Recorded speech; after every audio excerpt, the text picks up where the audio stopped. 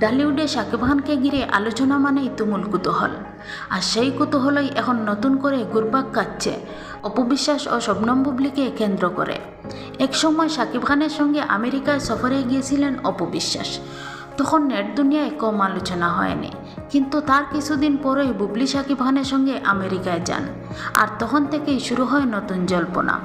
এখন সামাজিক যোগাযোগ মাধ্যমে সবচেয়ে বেশি যে প্রশ্নতেই ঘুরপাক খাচ্ছে বুবলী প্রেগন্যান্ট, এমনও গুঞ্জন উঠেছে যে অপু বিশ্বাস তো আমেরিকায় শাকিব খানের সঙ্গে ছিলেন, তবে তিনি কেন প্রেগন্যান্ট নয়।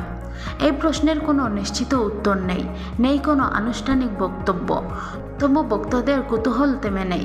আসলে সম্পর্ক, ব্যক্তিগত সিদ্ধান্ত আর জীবনের সময়, এসব বিষয় বাইরের মানুষ পুরোটা জানে না। তবুও শাকিব খান, অপু বিশ্বাস আর বুবলীকে ঘিরে প্রতিটি ঘটনা যেন আলোচনার আগুনে ঘি ঢেলে দেয়। কে এগিয়ে কে পিছিয়ে, এই তুলনায় নেট দুনিয়ায় আলোচনাকে আরও তীব্র করে তুলেছে।